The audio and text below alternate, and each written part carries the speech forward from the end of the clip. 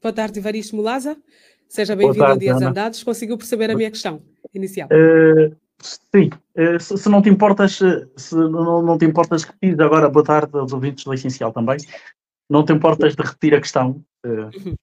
Pois, eu comecei desta forma. A notícia foi avançada pelo jornal Expansão, que cita fontes da Ordem dos Advogados que afirmam que a nova lei fere alguns princípios do direito e limita o direito à greve e à manifestação. Nada de novo. Bem, penso que a novidade, se assim podemos considerar, é o facto de termos uma instituição como a Ordem dos Advogados, que fez uma interpretação diferente dos parlamentares, dos deputados no caso, e do Presidente da República, que no fundo promulgou a lei, e decidiu mover uma ação junto do Tribunal Constitucional, no sentido de, no fundo, aferir até que ponto é que os elementos que são levantados que ferem esses direitos fundamentais, os direitos e garantias, não estarão ou não terão sido efetivamente violados. Portanto, eu penso que esse é um elemento novo, não é? Novo no sentido em que é uma instituição com a reputação que tem, com a credibilidade que tem, que é a Ordem dos Advogados, que faz aqui uma interpretação diferente daquela que os deputados fazem e daquela que o Presidente da República faz. Não é? De modo que o que podemos dizer, face a este passo marcado pela Ordem dos Advogados, é esperarmos para perceber então qual deverá ser a resposta do Tribunal Constitucional relativamente a esta questão. Agora, é mais ou menos consensual, no plano da sociedade, que esta lei efetivamente fere alguns princípios fundamentais, princípios, direitos e garantias fundamentais, não é? Eu faz referência, nomeadamente, a questão, por exemplo, dos limites que essa lei tenta colocar a um conjunto de liberdades, nomeadamente a liberdade de expressão e de manifestação, em certa medida. Eu penso, pela informação que eu obtive, serão dos elementos também que terão sido referenciados, que terão sido identificados pela Ordem dos Advogados, entre os vários argumentos que chamou a colação para mover esta ação junto do Tribunal Constitucional. Portanto, o que se coloca aqui, no fundo, é mais um desafio ao Tribunal Constitucional, porque, efetivamente, como repito, aqui é uma interpretação divergente entre as instituições do Estado, e aqui é preciso dizer que no caso da Assembleia Nacional, esta lei, salvo erro, teve de certa forma o apoio da UNITA, porque a UNITA não votou contra esta lei. Não é? Portanto, neste sentido, os deputados, de forma quase que consensual, porque ainda que tivesse havido uma abstenção, no contexto da disputa no Parlamento, uma abstenção, por exemplo, da UNITA, estou aqui apenas a extrapolar, equivale a um voto de confiança, basicamente, a lei. E esta lei, efetivamente, não teve, por exemplo, o voto contra da UNITA. Por isso é que eu digo que nós temos aqui uma instituição como a Ordem, que faz uma interpretação diferente, e acha que sim, que a lei coloca em causa direitos e garantias fundamentais, nomeadamente aqui a questão, por exemplo, da liberdade de expressão, da lei da manifestação. Repara que o direito à manifestação é um direito que está consagrado dentro das liberdades e garantias dos direitos fundamentais e nesse sentido, portanto, repito, vamos esperar para ver qual deverá ser agora a interpretação do Tribunal Constitucional. Diante da ampla contestação de organizações não governamentais, o Tribunal Constitucional manteve-se em silêncio. Acha que agora, no Tribunal, vai atender a alguma ação de verificação de qualquer inconstitucionalidade? Bem, o silêncio do Tribunal Constitucional deve ser entendido por razões estritamente procedimentais e até legais, não é? Porque o Tribunal Constitucional, nestes casos, normalmente para agir, tem de ser solicitado. Portanto, a intervenção do Tribunal Constitucional tem de ser requerido por uma entidade que tenha competências para mover uma ação com estas características. Portanto, não era esperado que perante todo o movimento de contestação gerado na sociedade por conta desta lei, que tivesse havido uma ação proativa do Tribunal Constitucional no sentido de eventualmente fazer uma fiscalização abstrata da lei. Portanto, o Tribunal não era esperado, como disse, que agisse de forma proativa. O procedimento passava mais ou menos por isso, embora exista uma certa discussão relativamente também a estas matérias, as circunstâncias em que eventualmente o Tribunal pode ou não pode intervir de forma apurativa, mas neste caso específico, o que era esperado é que, naturalmente, um órgão com competências, ou uma entidade com competências para mover uma ação com estas características, o fizesse para que então o Tribunal Constitucional pudesse intervir e naturalmente, dar o seu veredito, não é? Este exercício é positivo. Tu poderás perguntar-me se, eventualmente, o Tribunal vai dar provimento, não é? A contestação movida pela Ordem dos Advogados ou não. Isto não sabemos. Em termos teóricos, o mais provável é que não o faça, porque nós sabemos que, tendencialmente, os tribunais seguem, no fundo, a orientação política dos processos, das decisões, não é? Aquilo que é a decisão política, aquilo que é a decisão do Executivo, aquilo que é a decisão da Assembleia Nacional. Não estou a dizer que seja sempre. Já foi promulgada pelo Presidente da República. Com certeza, com certeza. É isso que eu estou a dizer. Por isso é que eu digo que, em termos de expectativas, se tu me perguntares o que é que o Tribunal poderá dizer, bem, não vamos entrar aqui, não estamos aqui num campo de mera especulação, mas a verdade é que, tendencialmente, os tribunais, e não só o Tribunal Constitucional, mas nesse caso, no particular, o Tribunal Constitucional, tendencialmente segue as decisões que venham, não é? Dos outros órgãos de soberania, e aqui, nomeadamente, o Tribunal, a Assembleia Nacional e depois o Presidente da República, que teve competências para promulgar a lei. Mas também já houve situações em que, em homenagem à verdade, temos de dizer que o Tribunal Constitucional, reconhecendo violações flagrantes de determinadas leis, determinados processos, bateu o martelo em sentido contrário, não é? Portanto, mandou os processos para trás, não é? Estou aqui lembrado, o caso, provavelmente, dos casos mais emblemáticos recentes foi aquela lei dos 10%, não é? Que tinha sido também uma iniciativa do Presidente da República, como nós sabemos, portanto, uma iniciativa do Governo, que passou pela Assembleia Nacional nos termos como passou. Aliás, agora, permita-me, já estou aqui agora com alguma dúvida, até nem sei, aquilo foi um decreto, aquilo não passou pela Assembleia, agora estou aqui com algumas, eu penso que aquela não passou pela Assembleia. E o Constitucional interveio e, no fundo, fez recuar a decisão que havia sido tomada pelo Presidente da República. Portanto, poderá dar-se o caso de, eventualmente, o Tribunal entender que a Ordem tem razão e a decisão do Tribunal contrariar aquilo que foi a decisão quer dos deputados, quer do Presidente da República, no sentido, tendo em conta que foi ele que teve, no fundo, que tem as competências para a promulgação da lei. Antes da promulgação, houve vários pedidos para que o Presidente da República não o fizesse. Ainda assim, o Presidente da República não deu ouvidos a esses pedidos e avançou. Agora vamos esperar qual vai ser a palavra, no fundo, final, se assim podemos considerar, do Tribunal Constitucional, que neste caso é o órgão competente em matéria de recurso para situações como estas, não é? Vamos esperar, porque podemos... Podemos passar para outro tema? Tem mais com certeza. Tu é que decides, está. Vamos passar para a situação da PGR, que garante que vai divulgar nomes por trás do contrabando de combustível. Segundo escreve o Novo Jornal, o Procurador-Geral da República garante que vai investigar e divulgar os nomes dos governantes, oficiais generais, comissários e altas figuras do aparelho do Estado, alegadamente envolvidos no contrabando de combustíveis no Zaire. É uma caça às bruxas, Evaristo Mulaza? Não, é uma vergonha, é um disparate e é a demonstração de um país, do país das bananas, não é?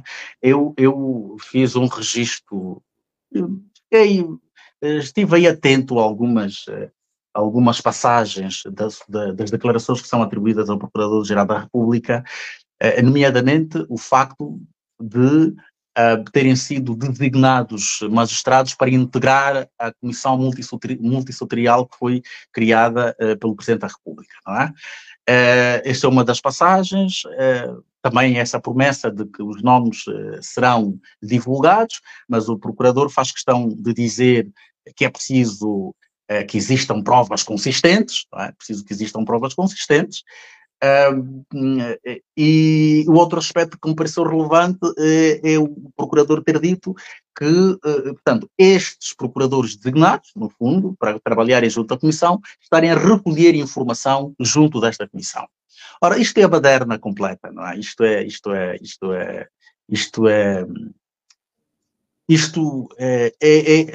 o regime, não é? Porque Ana, os regimes parecidos aos regimes angolanos, muitas vezes fazem recurso também ao autoflagelo, não é? Às vezes, quando se veem, de certa forma, encurralados, ou quando se encurralam a si próprios, porque neste caso foi um auto-encurralamento, não é? Às vezes têm necessidade de fazer recurso ao autoflagelo, uma espécie de uma prática doutrinária, não é, dos regimes autoritários, para dar a ideia de que estão mancomunados com as boas práticas de governação, não é? Só que as coisas são feitas de tal forma atabalhoada que acabam por meter os pés pelas mãos, não é? Violam procedimentos, violam competências, porque não é esperado. A Procuradoria-Geral da República é o órgão que tem competências constitucionais para trabalhar nestas matérias, para fazer investigação. E a investigação da Procuradoria é uma investigação conduzida de forma autónoma. Ok? Quando eu digo de forma autónoma, não quero dizer que eventualmente a Procuradoria não, por exemplo, tenha necessidade de solicitar informação a um outro órgão, porque no âmbito do processo de investigação a Procuradoria pode ter esta necessidade de recorrer aos órgãos afins que podem ajudar a esclarecer os factos, que podem fornecer informação para esclarecer os factos, mas a investigação da Procuradoria não pode estar atrelada à investigação, quer dizer, de uma comissão criada pelo Presidente da República. Mas esta ação da Procuradoria... Presidente da República a criar uma comissão multissetorial para resolver... Não devia ter criado. Significa que não acredita ou que a PGR... Claro que não, isto é uma baderna. Não é uma questão de não acreditar na PGR, é uma questão de nós estamos num... É o tal sistema que não funciona, não é? Que ninguém entende quais são as competências de ninguém, não é? Porque se nós temos um ministro de Estado, e eu comentei isto, salvo eu, a semana passada ou a outra, se nós temos um ministro de Estado que vem dizer que há governantes e há altas patentes do setor castrense que estão envolvidas ou envolvidos no contrabando de combustível, eu não posso acreditar que o ministro tenha feito sem provas. Um ministro de Estado da Casa Militar não pode fazer publicamente uma acusação desta dimensão, desta proporção, sem provas. Quer dizer que as provas existem. Então, qual é a necessidade que há de se criar uma comissão? Ora, há quem provavelmente dirá que o facto de o nosso regime, o regime político angolano, ser muito militarizado também, não é? E porque se fala de figuras do setor castrense, de comissários, generais que estarão supostamente envolvidos, talvez era necessário que houvesse uma voz militar forte para se emitir um recado, para se mandar um recado de que este é um processo que tem de avançar. Mas as coisas não se fazem assim. Porque também eu acho que o Presidente da República já nos está a acostumar para os assuntos que carecem de emergências, assuntos pontuais, a criar uma comissão para avançar. Mas há assuntos e assuntos. Mas há assuntos e assuntos. Ana, aquilo de que estamos aqui a falar, atenção, é uma matéria de natureza, em termos potenciais, porque vamos também dizer isso com algum cuidado, não é? Nós temos de ser coerentes, não é? Até prova em contrário, naturalmente, não há culpados, não há... todos gozarão de presunção de inocência. Mas, a partir do momento em que o governo tem conhecimento, o Presidente da República tem conhecimento de que existem generais e comissários que atuam no contrabando, o que o Presidente da República devia fazer, ou o Ministro da Casa Militar devia fazer, o chefe da Casa Militar, era encaminhar a informação necessária aos órgãos que têm competências para fazer essa investigação. Vão dizer-me, bem, provavelmente, já que se fala em comissários, já que se fala em generais, se nós tivermos aí comissários envolvidos, o SIC, por exemplo, é um órgão dependente do Ministério do Interior e, nesse sentido, seria o porco a investigar o javali. Mas isto não me parece que seja muito relevante, porque o regime é o mesmo, as pessoas são as mesmas, não é? E fazem as concertações da mesma forma. Em última instância, a decisão sobre o que fazer, como fazer, quem paga e quem não paga é de uma pessoa. Nós sabemos disso, não é? Porque se efetivamente, tal como foi anunciado, não é? Até se efetivamente houver os tais nomes, as tais altas figuras envolvidas no contrabando, não sejamos ingênuos, quer dizer, não vai haver, não é? Um processo completamente transparente e justo na abordagem deste problema, não é? Provavelmente depois há de se decidir quem pode e quem não pode pagar, porque nós sabemos que aquela historieta que foi inventada pelo Presidente da República de que não há gente suficientemente poderosa para não sentir o peso da lei, nem fracos nem gente suficientemente fraca para não ser protegida. Isso é uma historieta. Não é? Isso é uma historieta, desde logo que uma sua própria governação tem provado praticamente todos os dias. Angola continua a ter figuras intocáveis. Todos os angolanos sãos e conscientes sabem disso. Não é? Portanto, esta conversa de criação da comissão foi uma forma... foi o primeiro sinal que se emitiu à sociedade de que não se vai fazer um processo transparente. Porque se não fosse assim... Não vai fim no contrabando de combustível com a criação desta comissão e também com os pronunciamentos da Procuradoria-Geral da República? Não, Ana, o que se passa aqui, o que eu pretendo só sublinhar aqui, e volto a dizer o seguinte, a amálgama deste tema, toda esta amálgama, traduz um país das bananas, ok? Porque se nós temos crimes ou matérias potencialmente criminosas, a Procuradoria-Geral da República tem competências para tutelar este processo, ok? A Procuradoria-Geral da República tutela a ação penal na República de Angola. São competências constitucionais. Portanto, não haveria necessidade de criação de comissão nenhuma. E o que é que se explica, então, de poderes? Não percebo, desculpa. Como é que se pode explicar essa explicação de competências, poderes não, competências, na verdade? Não, o que se passa é isso que eu estou a dizer. A Procuradoria, a Constituição angolana, aquela que toda a gente agora descobriu que é típica, até as pessoas do MPLA, não é? Porque já vão dizendo que é preciso revisar para termos aí um primeiro-ministro e a tal historieta, não é? Mas nós sabemos o sentido oportunístico desta abordagem, não é? Esta Constituição diz que a Procuradoria-Geral da República é que tutela a ação penal. A Procuradoria é que investiga e a Procuradoria não precisa de uma comissão do Presidente da República para investigar eventuais crimes. Portanto, uma coisa é a seca no CUNEN, não é? E há denúncias de organizações não governamentais de que há pessoas que estão a morrer, de que o canal de CAFO parece que não está a funcionar, aí o Presidente da República cria uma comissão para ir verificar em loco os factos. Bem, esse canal está ou não está a funcionar? Afinal, as paredes furaram ou não furaram? Outra coisa é matéria de natureza criminal. Se o ministro vem dizer que há criminosos, é evidente que são, até prova em contrário, são naturalmente, gozam da presunção de inocência, mas se o ministro veio dizer que há criminosos, repito, eu quero acreditar que o ministro tem provas.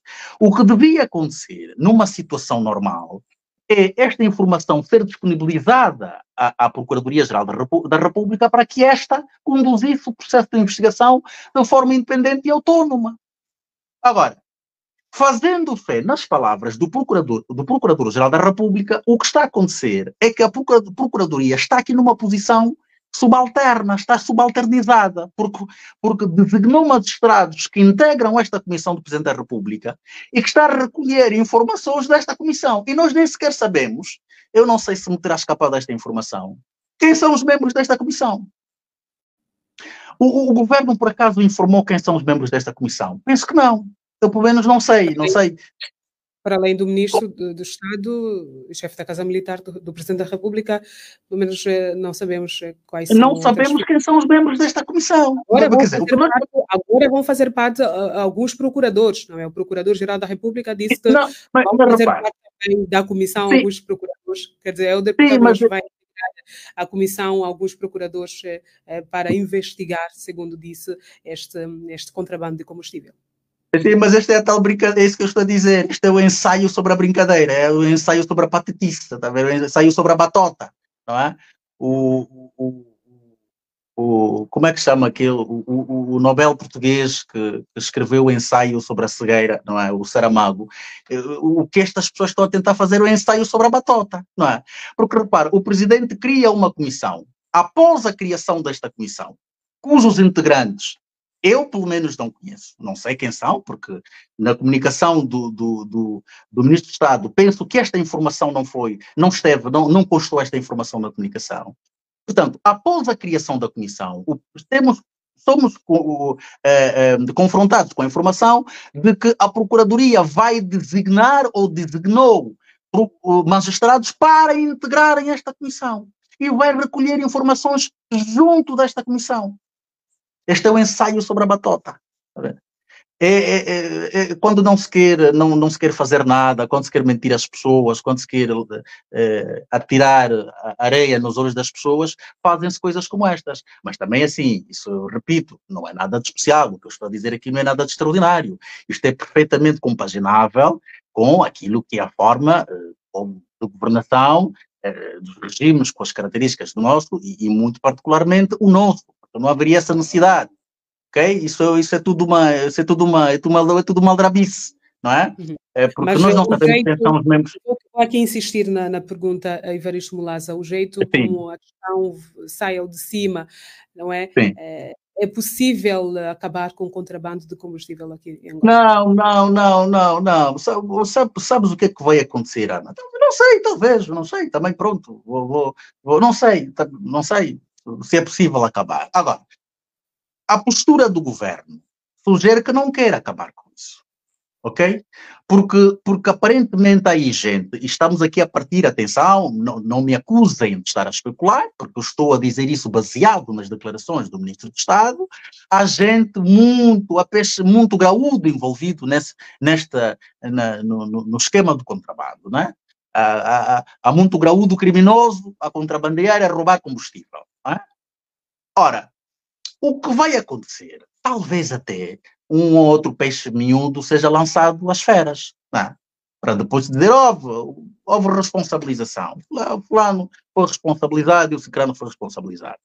Mas nós temos razões para desconfiar das decisões deste regime, deste poder. Quer dizer, o mais provável é que estas altas figuras mais importantes que existem e que foram denunciadas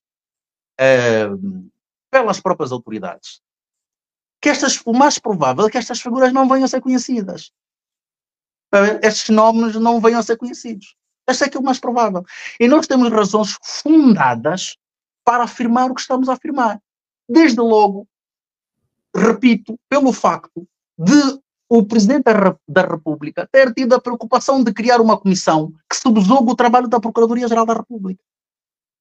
Então, então, os procuradores vão integrar uma comissão designada pelo Presidente para recolher informação junto desta comissão. Então, esta comissão é que comanda a investigação quer dizer, Ana, quer dizer,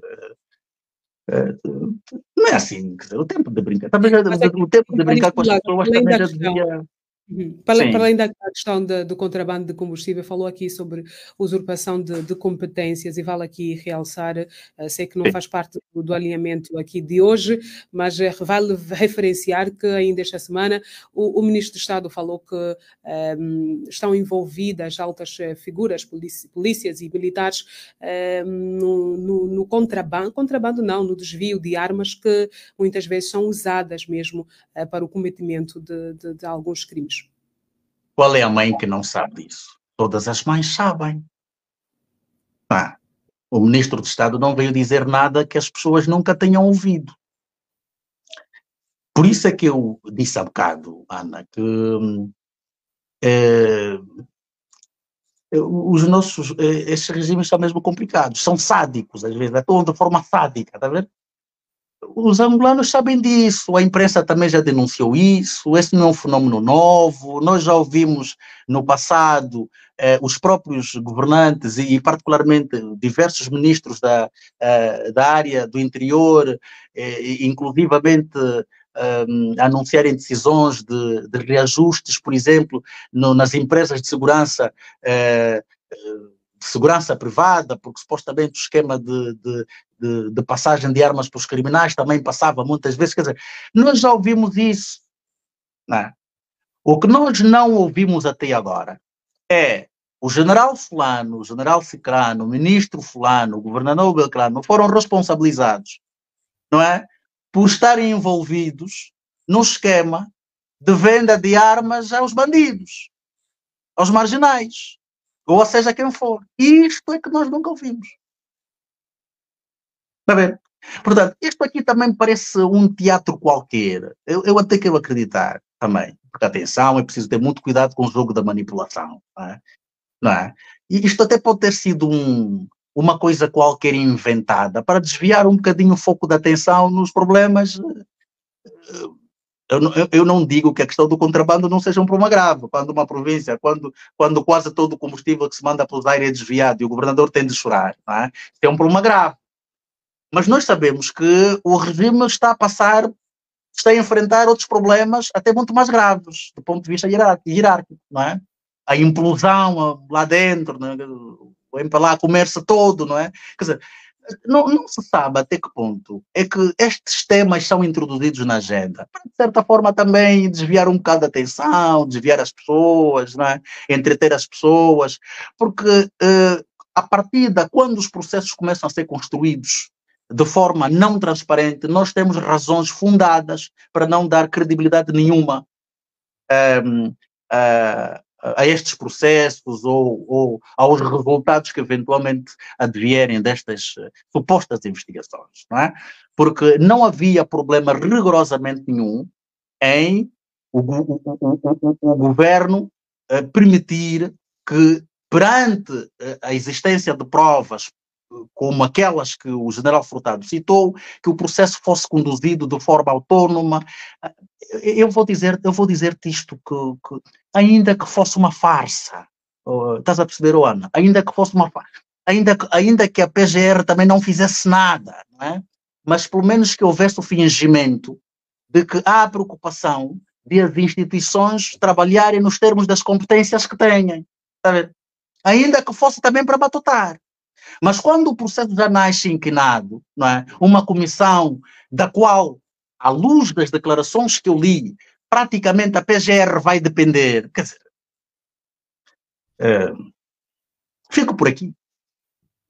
Muito bem, vamos então aguardar aqui para o desfecho destes pronunciamentos do Ministro de Estado sobre o contrabando e também do desvio de armas de fogo e continuamos aqui e vamos passar para outro tema, a entrevista de Adalberto Costa Júnior à Rádio Essencial, o Presidente da UNITA, esteve esta semana na Rádio Essencial, entre vários assuntos, admitiu levar o processo de destituição do Presidente da República às instituições regionais e internacionais devido à falta de resposta do Tribunal Constitucional, aqui voltamos a falar do Tribunal Constitucional, um processo que já leva um ano, não é, desde que entrou no Tribunal Constitucional. É compreensível que se leve todo este tempo, não é, para se dar uma resposta, Evaristo?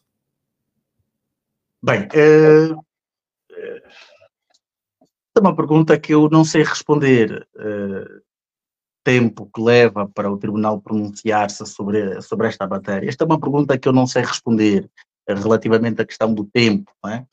Porque a justiça em Angola, de resto, acontece em muitas latitudes, em muitas geografias, mas muito particularmente em Angola, é muito lenta, não é? Nós sabemos que a justiça é muito lenta, não é? E nós temos aqui a particularidade de se tratar de um processo que visa o Presidente da República, muito mais grave ainda, não é? Muito mais grave ainda, não é? Eu acho que o elemento central aqui, mais do que o tempo que o processo está a levar, eu penso que nós temos que perceber isso na perspectiva da UNITA, não é? O porquê da insistência da UNITA, porque a UNITA sabe que não vai haver destituição nenhuma, não é? Porque eu penso que a UNITA sabe disso. Não é? O Tribunal Constitucional não vai chamar o Presidente da República, não vai julgar o Presidente da República, não vai haver um julgamento. Não é? Não vai desfazer aquilo que aconteceu na Assembleia Nacional, nem vai haver julgamento nenhum. Não é? Mas porque a UNITA sabe disso. Mesmo sabendo. A UNITA tem uma estratégia de chegar ao poder. E a estratégia da UNITA de chegar ao poder tem várias táticas, não é? Uma delas passa pelo desgaste do poder, não é? Portanto, processos como estes, as pessoas muitas vezes perguntam, mas não tem mais nada que fazer, a UNITA não tem outra coisa para fazer, que vá lá cuidar das pessoas sem abrigo, que vá lá distribuir pão. Não. Regimes como o angolano também são combatidos pelo desgaste, não é? Às vezes é preciso usar as suas próprias instituições, não é? Contestá-los com as suas próprias instituições, empurrá-los contra a parede com as suas próprias instituições e desgastá-los desta forma. No fundo, essa é a estratégia que a UNITA segue, não é? Relativamente a este caso específico. Portanto, isto são factos que a UNITA cria, não é? São factos políticos. A UNITA sabe que não vai acontecer. A UNITA sabe que o Tribunal Constitucional não vai, ou seja, refazer o processo que aconteceu na Assembleia Nacional para que haja um novo processo, para que haja... Não vai acontecer nada disto, não vai acontecer nada disto, não vai acontecer nada disto. A UNITA sabe disso. Agora, por que a UNITA insiste? A resposta é esta que eu acabei de dar. Não é? Isto faz parte da estratégia do desgaste do poder. A forma como a UNITA tem de combater o poder, e o que eu estou a dizer não é nada novo, a própria UNITA já o disse, não é? É o combate também dentro das instituições. E esse combate visa desgastar. Mesmo sabendo a partida que o resultado ou aquilo que seria o objetivo mais importante não vai ser conseguido, mas há pequenos objetivos que são conseguidos no processo, desgastar as instituições, expor as instituições, expor a natureza autoritária das instituições, expor o facto que toda a gente sabe que não existe a separação de poderes, expor tudo isso. É preciso expor isso todos os dias. Isso faz parte da estratégia do desgaste. E é isso que a UNITA faz. Porque analisar isso de outra perspectiva, pronto, é possível, não é? Poderá haver outras perspectivas de olhar para essa questão, mas aqui o que me parece é que a UNITA insiste nesse tema numa lógica do desgaste do poder. Não é? Mas mesmo estando nesta possibilidade de ser um desgaste do poder, quais acha que devem ser os possíveis destinos, não é, para o recurso da UNITA, este em particular, sobre a destituição do presidente? Dentro ou fora de Angola? Fora de Angola. Bem, existem os tribunais os quais Angola está associado, tribunais da jurisdição no plano africano, por exemplo, não é? Que estabeleceram convenções ratificadas por Angola, às quais, eventualmente, aos quais, no caso, a UNITA eventualmente pode recorrer. Mas também é aquilo que eu digo, isto não resolve nada, não vai, ou seja, quando eu digo não resolve nada a UNITA não vai este processo de destituição do presidente já acabou, pelo menos até 2027, não vai acontecer nada, ok? O que vai acontecer é que a UNITA pode continuar a insistir para criar factos políticos dentro desta lógica do desgaste do poder. Por isso é que eu entendo o trabalho que a UNITA faz. Há quem diga, não, mas isso é perda de tempo, por que insistir nisso? Isso não vai resolver nada. Não, isto resolve. Resolve porque no processo o poder desgasta-se, o poder é exposto, não é? Porque o objetivo da UNITA com este processo não é outro, senão, estando a UNITA sabida de que não vai haver decisão nenhuma, não é? Ainda que determinados segmentos dentro do poder, não é? Dentro das instituições do poder, aqui refiro-me nomeadamente à Assembleia Nacional, refiro-me nomeadamente aos tribunais, e aqui particularmente o Tribunal Constitucional, ainda que determinadas correntes, determinadas figuras entendam que o processo é legítimo e é fundamentado, este processo não vai ter aquela consequência que é esperada, que é a destituição, ou pelo menos que foi projetada, não é? Esperada não, porque ninguém espera que isso aconteça, não é? Aquele objetivo projetado, isso não vai acontecer. O que é que a UNITA ganha com isso? Vai criando factos políticos e vai expondo permanentemente as instituições, desgastando-as naturalmente. Uhum. Muito bem, Adalberto Costa Júnior falou ainda durante a entrevista sobre a Frente Patriótica Unida. Evaristo. Sim, relativamente, eu acompanhei a entrevista, o que ele diz, as declarações que ele faz relativamente à frente são um bocado, escapa-me aqui talvez o melhor termo de enquadrá-las, mas pelo menos criam um cenário de expectativa. Não é? Eu não diria intrigantes, mas criam pelo menos um cenário de expectativa.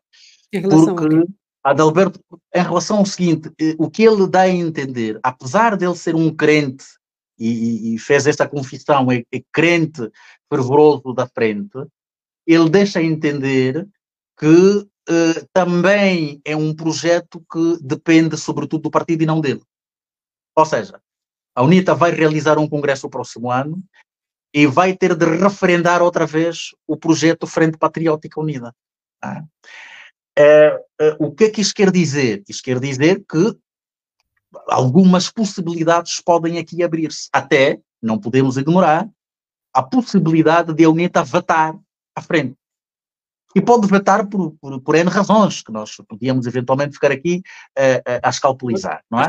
Mas o que é facto aqui central é que Adalberto Costa Júnior sublinha, reitera a sua confiança na frente, entende que a Frente Patriótica é importante neste projeto, no projeto de alternância política, mas que é uma decisão que não depende dele, exclusivamente. Portanto, vai depender do partido, vai depender do referendo que se vai fazer no Congresso relativamente a esta matéria. Não é? O que abre aqui um quadro de expectativa, se efetivamente em 2027 poderemos ter uma frente patriótica nos termos que a tivemos em 2022. Desde logo,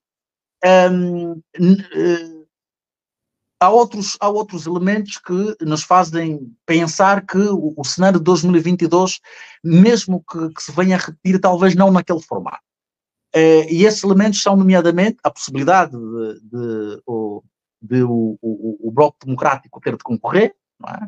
Se o Bloco Democrático tiver de concorrer, aqui estaríamos a admitir, eventualmente, o cenário de uma coligação pré-eleitoral, não é? Que iria para as eleições com uma bandeira suprapartidária, ou seja, uma bandeira que não fosse nem da UNITA, nem do Bloco.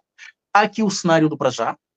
Se o para já eventualmente for legalizado, também há de querer concorrer, e neste caso, mais uma vez, o para já também havia de empurrar aqui este projeto da frente, mais para um formato de coligação pré-eleitoral do que propriamente um formato como aquilo que nós vimos,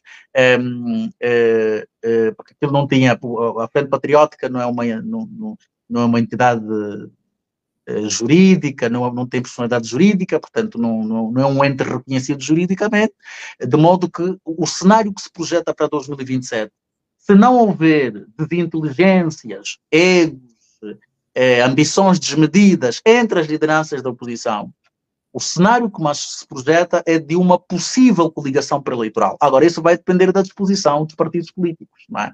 Vai depender que a UNITA esteja disponível, por exemplo, de integrar uma coligação e prescindir, por exemplo, da sua bandeira. Quando eu digo prescindir, é no processo eleitoral, porque quando há uma coligação criam-se novos símbolos, não é? Que são apresentados, que são submetidos para efeitos de candidatura, portanto, uma bandeira, por exemplo, diferente. Não sei se a UNITA já amadureceu o suficiente, porque uma coisa é uma frente patriótica, que não é sem identidade jurídica, que vai às eleições, que na verdade é uma UNITA mais reforçada com outras forças políticas.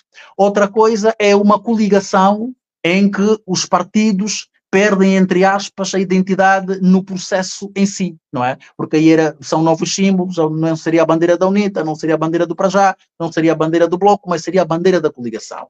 A questão que nós temos de perceber é se os partidos na oposição, e aqui particularmente a UNITA, o Bloco Democrático e o Prajá, caso venha a ser legalizado, se haverá maturação suficiente para perceberem que, de facto, o projeto de alternância é mais importante do que a preservação de qualquer, de qualquer interesse mais de partido, mais de grupo, e avançarem para um formato de coligação. Portanto, eu penso que a questão da frente patriótica, por aquilo que eu ouvi do Presidente da UNITA, é uma questão que, de certa forma, vai ficar em aberto.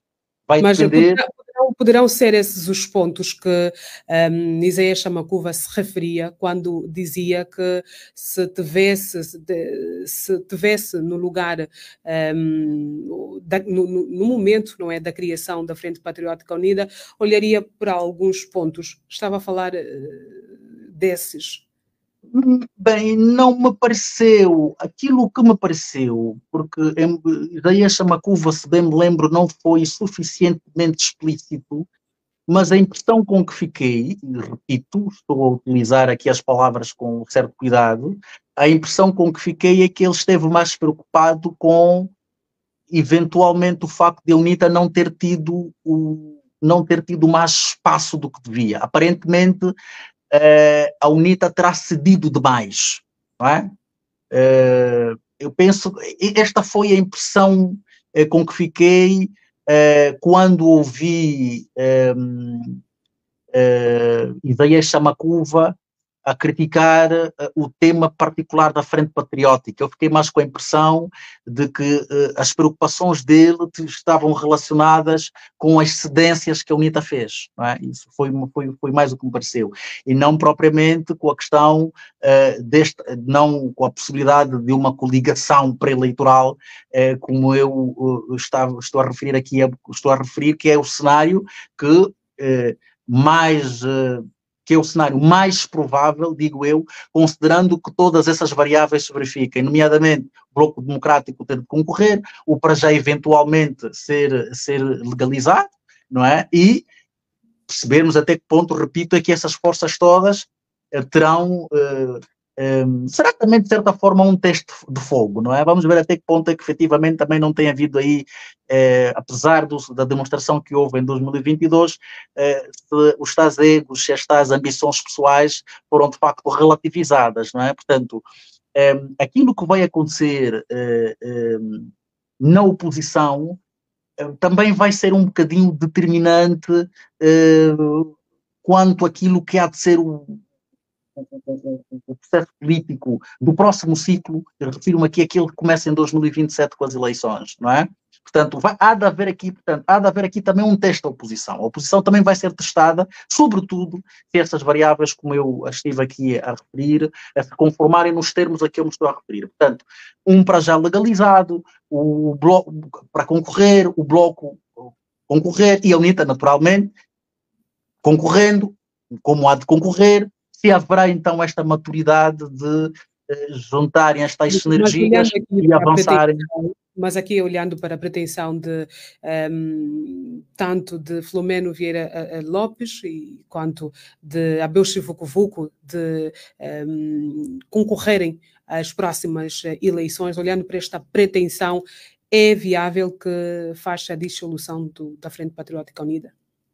Bem, vamos lá ver. Nós ainda não sabemos algumas coisas, não é?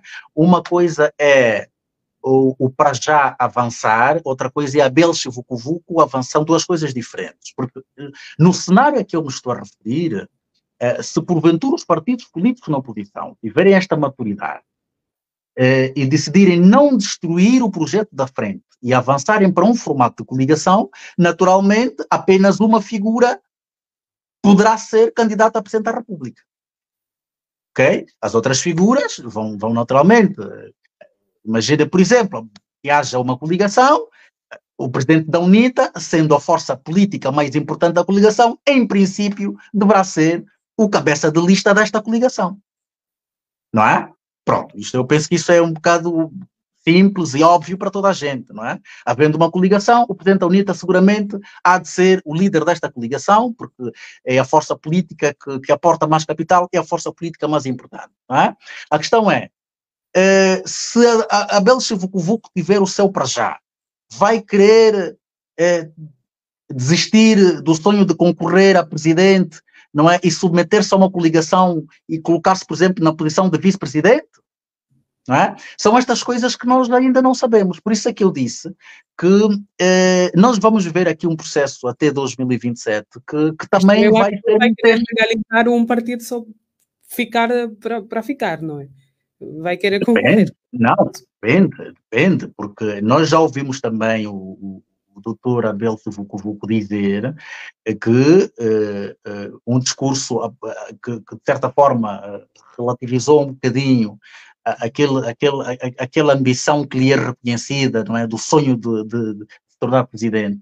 Já o ouvimos também reiteradamente, sobretudo no processo de 2022, dizer que o mais importante não é ele, não é? O mais importante é a concretização do projeto de alternância. Portanto, a Belche Vucu também já disse isso, ok? Portanto, não é de todo descartável que o para já sendo legalizado, a Belche Vucu aceitar integrar uma comissão, uma coligação em que ele se coloque, por exemplo, na figura de vice-presidente ou de uma outra, sei lá, uma outra posição qualquer relevante. Não me parece de todo descabido, servindo-nos daquilo que são as suas próprias declarações. Por isso é que eu estou a dizer, e o mesmo é aplicável, por exemplo, ao líder do Bloco Democrático. As declarações são todas alinhadas nesse sentido. Aliás, esse foi o espírito que está na base da criação da Frente Patriótica, não é? Mais do que as ambições individuais, era criar um projeto que pudesse conformar-se num projeto forte o suficiente para se realizar a alternância. Este foi o fundamento da criação da frente. Portanto, ainda não podemos descurar nem fechar nada. Aquilo que nós podemos dizer é que nós temos o cenário da Frente Patriótica está efetivamente em aberto, olhando para todas essas variáveis que nós só vamos de facto conhecer, porque também é preciso olhar aqui para outras coisas, não é? Permite-me dizer isso, mas há quem pense que se o para já, por exemplo, vier a ser legalizado, talvez isso possa ocorrer como eventualmente uma espécie de um favor que o regime estará a fazer à Belche Vucu. E a pergunta que se coloca é, eu estou a dizer isto e eu estou a escolher as palavras para o dizer, não é? Há analistas que pensam que, nestes termos, que se não legalizou no passado, que fundamentos é que terá para legalizar agora, não é? Se o para já for legalizado, talvez seja do interesse do regime, não é? E por que o regime teria interesse em legalizar o para já agora? Será que o para já seria obrigado? Haverá aí alguma moeda de troca? Não é? Bem, nós não podemos ignorar esses elementos na análise de todas essas variáveis, não é?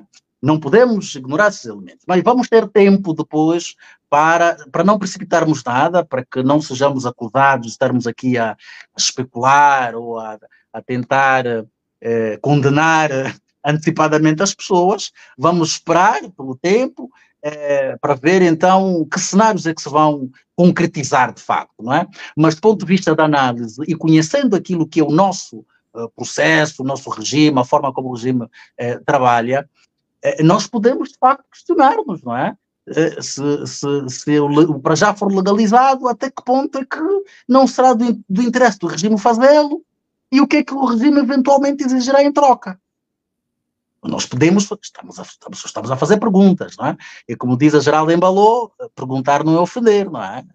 Quem pergunta não ofende, não é? Estamos aqui a fazer perguntas, não é? Porque nós estamos a fazê-lo tendo em conta o nosso objeto de análise, que é a realidade política angolana e o regime, naturalmente, que o governa. Mas, repito, vamos deixar parte desta apreciação, parte desta leitura, vamos deixar um bocadinho mais lá para frente para ver como é que essas variáveis todas se vão encaixar.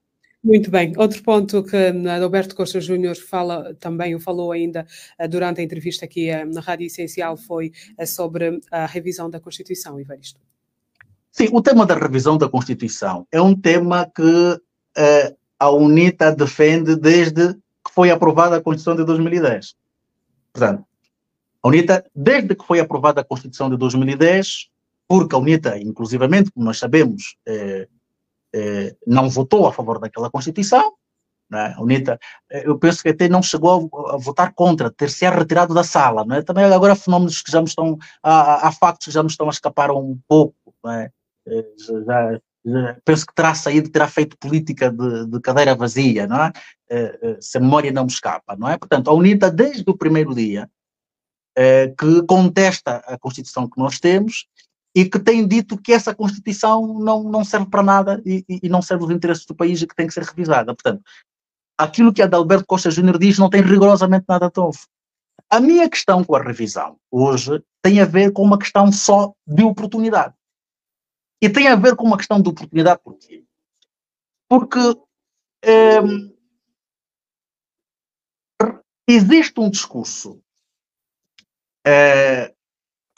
que todos nós conhecemos, que atribui a João Lourenço, um discurso não, eu diria que existe uma narrativa, existem rumores, existe um debate na sociedade angolana que atribui ao presidente João Lourenço supostas ambições para um terceiro mandato.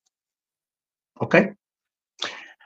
Ora, e que de certa forma até também já foi reconhecido pelo próprio presidente da UNITA. Porque quando o presidente da UNITA diz não há terceiros mandatos para ninguém, é porque ele está a admitir que alguém comentou esta hipótese, ou alguém considerou essa hipótese. Certo? Porque se isto não fosse sequer uma hipótese, não haveria necessidade de se falar em terceiros mandatos. O presidente da UNITA também já disse que foi informado de um saco azul que existe para a compra de deputados, para viabilizar o tal terceiro mandato. Certo? Portanto, se existe esta preocupação com um putativo terceiro mandato, no qual, francamente, eu já não acredito, por outras razões, podemos discutir noutra oportunidade, mas há uma série de transformações que estão a ocorrer em Angola, até mesmo dentro do MPLA, que não parece que possam viabilizar um terceiro mandato para João Lourenço, não parece, francamente hoje não parece, mas pronto, esta não é a questão. A questão é, havendo esta questão, este debate, por que a UNITA estaria interessada em revisar a Constituição com um MPLA liderado por uma pessoa que queira um terceiro mandato? Uma revisão constitucional, o presidente da UNITA diz, revisar a Constituição não pressupõe terceiro mandato. É evidente que, quer dizer, aqui não há tolos, todos nós sabemos disso. A revisão não tem de necessariamente levar para um terceiro mandato. Mas a verdade é que pode criar oportunidade. Porque se há uma revisão antes de 2027, e se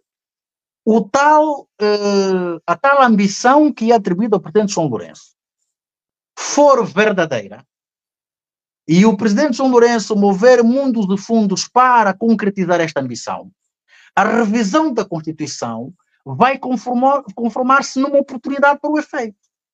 Então, para mim, a questão da revisão constitucional já não é uma questão de se, é só uma questão de quando ela terá de ocorrer.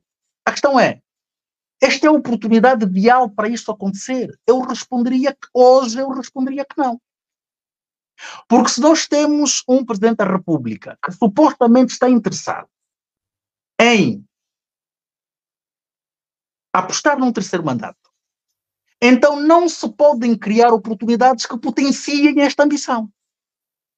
Estás a perceber a questão da revisão constitucional? Portanto, a questão da revisão hoje tem este problema, não é? Porque se não houvesse o debate, ou se não houvesse desconfianças que foram alimentadas, é preciso dizer, pelo próprio Presidente, se não houvesse essas desconfianças, que o processo começasse já amanhã, que tivesse começado anteontem, não é? É porque essa Constituição não presta para nada. Todos nós concordamos. Mas eu não acredito que perante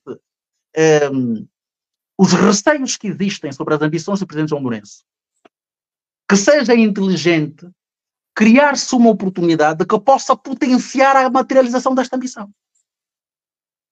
Não me parece que seja inteligente. Porque se o Presidente da UNITA diz, bem, já me disseram que existe um saco. Ora, este saco pode ser utilizado.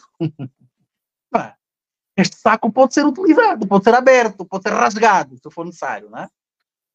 Se abrir o saco, porque às vezes os sacos são amarrados de tal forma que é difícil abrir, né? Usamos os dentes, não sei, usar uma faca pode ser rasgado o saco, não é? Então, por que criar uma oportunidade que pode potenciar, não é? Quer dizer, não é? Esta abertura do saco. A minha questão é só esta. Por exemplo, o Presidente da UNITA diz, não pode ser lido assim. Revisar a Constituição não significa terceiro. Não, todos nós entendemos isso. Isso é base. Agora, o que o Presidente da UNITA não pode negar é que se ele reconhece que existe esta ambição, por isso é que ele diz que não há terceiro mandato, por isso é que ele diz que quem apoiar um terceiro mandato vai ser julgado pelo povo. Não é? Referindo-se aos deputados que estão sob a bandeira da UNITA no Parlamento. O povo vai julgar, mas isso não é importante, nós não podemos ser ingênuos. Eu não quero, obviamente, e não tenho a permissão, e não posso ter aqui a veleidade de fazer pré-julgamento das pessoas. Dizer, não, estes deputados são todos uns vendidos, e se receberem os tais envelopes, provavelmente até viabilizam. Eu não posso fazer isso. Agora, o que eu também não posso fazer é sugerir que sou ingênuo o suficiente ao ponto de concluir que isto não seja possível, que isto não é possível. Estás a perceber? Por isso é que eu acho que não devia haver revisão da Constituição antes de 2027, ou antes das eleições de 2027. O tema da revisão da Constituição tem de ser postergado, tem de ser protelado para o próximo ciclo eleitoral. Por conta, repito, estamos a falar de receios que foram, tudo isso depois pode, olha, nós não nos surpreenderemos. Se porventura amanhã o Presidente João Lourenço, vendo que está tudo complicado como já está a complicar, se aparecer numa entrevista coletiva e dizer assim, esses tipos que andam a dizer de ser mandados são uns loucos. O Presidente também pode dizer isso, porque realmente nunca assumiu. Mas também nunca teve interesse em dizer que não. Nunca fez uma comunicação pública, dizer, olha, povo angolano, você está assustado, você está preocupado, você está instável, não fique instável por causa disto, isso não é tema, isso não vai acontecer. O Presidente nunca fez isso. Está a ver? Por isso é que, repito, apesar de o Presidente ter a vida hoje muito mais complicada, mesmo dentro do MPLA, porque eu hoje quero acreditar que o MPLA também não estaria interessado em dar-lhe esta prenda, ainda assim, não me parece oportuno em introduzir-se uma revisão da Constituição antes do próximo ciclo eleitoral. Muito bem, Evaristo Melaza, vamos então passar para outro tema. Vamos olhar para a capa do jornal Valor Económico, que nesta semana traz um observatório em que recorda que enquanto o candidato João Lourenço revelou que gostaria de ser lembrado como presidente do milagre económico. De acordo com o jornal, 7 anos depois foi o contrário. Sim, sim, sim, sim. Na verdade, o exercício que o Jornal de Valor Económico fez foi pegar uma série de variáveis, não é? Uma série de indicadores, não é? Melhor, para mostrar o trabalho do presidente João Lourenço, do consulado do presidente João Lourenço, desde 2017 até hoje. Não é? O presidente João Lourenço, quando assumiu o poder, disse que queria ficar na história conhecido como o milagreiro económico, como o homem do milagre económico, não é? Ele disse, nomeadamente, que, só para lembrar, de forma mais ou menos textual, não consigo reproduzir de forma fiel, mas mais coisa, menos coisa, na altura o Presidente da República disse que Agostinho Neto é o pai da nação, não é? O proclamador da independência, José Eduardo dos Santos é o arquiteto da paz e o pai da reconciliação, do processo de início de reconciliação, e ele queria ser lembrado como o homem do milagre económico. E a verdade é que o presidente João Lourenço vai ser lembrado como o homem do desastre económico. Não é? Ele prometeu um milagre económico e aquilo que ele deu aos angolanos até agora é um desastre económico. E o mais provável, o mais certo, a cada dia que passa, é que quando ele abandonar o poder em 2027, vai ficar lembrado como o homem do desastre económico. Porque os indicadores todos estão terríveis. Não é? É verdade que quando nós olhamos para os indicadores, olhamos, por exemplo, para o produto interno bruto, que quer em termos reais, quer em termos nominais, que dou, não é? Há fatores exógenos que podem ser chamados à colação, nomeadamente o facto de termos tido uma crise pandémica, por exemplo, de tal sorte que os anos da crise foram os anos em que o PIB, por exemplo, registrou quedas mais significativas, depois houve uma recuperação em 2022, outra vez para cima dos 100 mil milhões, voltou a acontecer uma queda em 2023 para baixo dos 100 mil milhões, indicadores como a inflação, como nós já sabemos, estão como estão. Portanto, o poder de compra dos angolanos foi verdadeiramente arrasado, não é? A questão cambial, o Kwanza, é preciso todos os dias fazer contas, todos os segundos, não é? O valor que o Kwanza perdeu desde o terceiro trimestre de 2017, que é a altura em que o João Lourenço assume o poder, até hoje, não é? Portanto, há uma desvalorização hoje face ao dólar já acima dos 400%, nós fizermos, se tivermos como base o terceiro trimestre de 2017, não é? Variáveis como, por exemplo, o desemprego, que em 2017, na altura em que ela assumiu, as estimativas apontavam para qualquer coisa à volta dos 24%. Hoje sabemos que o desemprego anda acima, aquilo que é formalmente assumido, à volta dos 32%, de acordo com os dados oficiais, anda à volta disso, entre os 30%, 32%, 33%, embora estudos independentes digam que os números são muito mais proibitivos. Portanto, aquilo que nós temos, olhando para os principais indicadores macroeconómicos, para os indicadores económicos, é que o milagre económico transformou-se num verdadeiro pesadelo, um pesadelo Mas poderoso. esse pesadelo, esse desastre económico de que Evaristo fala, Sim. que agora a posição do Presidente da República já não vai ser conhecido como o Presidente do milagre económico, não tem como ser revertido nestes 3 anos que faltam de mandato do Presidente Não, João. não, não, não. Os níveis de destruição que nós conhecemos, que registramos nos últimos anos, não são reversíveis em 3 anos. E uma das razões é que, porque assim, as economias também não crescem, porque para que acontecesse uma magia como esta, era preciso que Angola rapidamente começasse, por exemplo, a conhecer taxas de crescimento elevadíssimas, dos 2 dígitos, não é? Angola tinha de começar a crescer 10%, aquelas taxas de crescimento históricas que nós conhecemos por altura do chamado boom petrolífero, não é? Portanto, era preciso, desde logo, que as taxas de crescimento fossem de tal sorte significativas, não é? Para que de alguma maneira a economia fosse redinamizada para a criação de emprego, porque aqui a criação de emprego é um fator muito importante, que leva, obviamente, também ao combate à pobreza e que permitiria o governo, eventualmente, atravessar um bocadinho mais a nível, por exemplo, de investimento público, no investimento em infraestruturas. Portanto, isto não vai acontecer até 2027, porque as projeções que existem de médio prazo, em termos de crescimento económico, não são por aí relevantes, não é?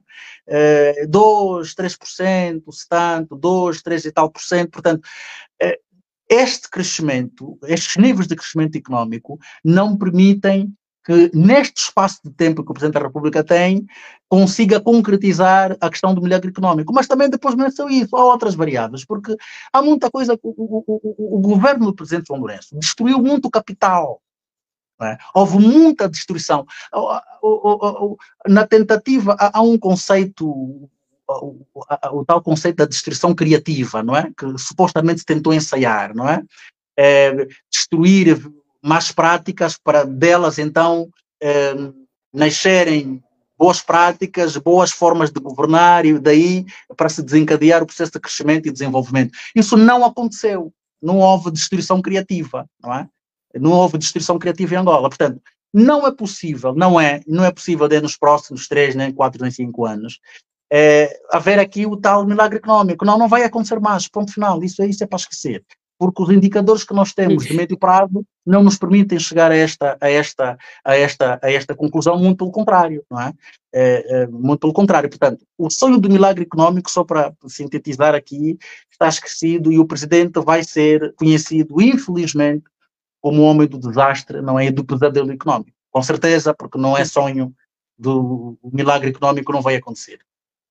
Muito bem, Evaristo, já estamos mesmo no final do programa, mas antes gostaria que falasse um bocadinho de mais uma matéria do valor económico desta semana. O jornal revela ainda que a despesa do governo com o metro de superfície de Luanda aumentou mais 80%. Qual é a justificação?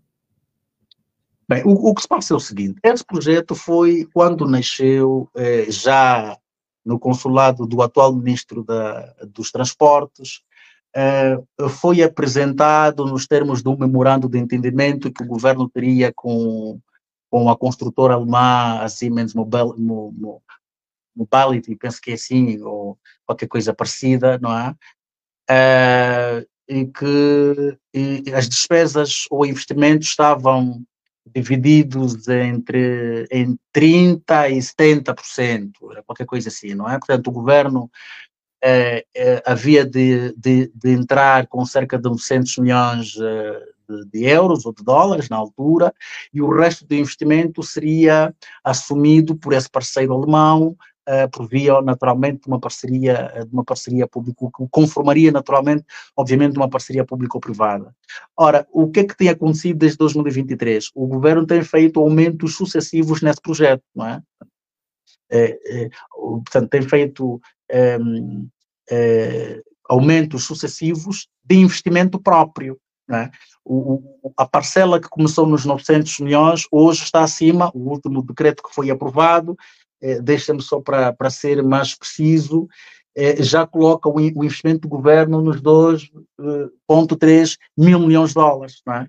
E repara que o projeto estava orçado em 3 mil milhões. Portanto, se o governo salta dos 900 milhões para os 2,3 mil milhões, o que o governo está a dizer e ainda não disse é que está a assumir vai assumir ou quer assumir esse projeto sozinho, porque, pelo que parece, o parceiro alemão desistiu e aparentemente até agora não se conseguiu um parceiro alternativo, não é? E o governo quer assumir agora, aparentemente,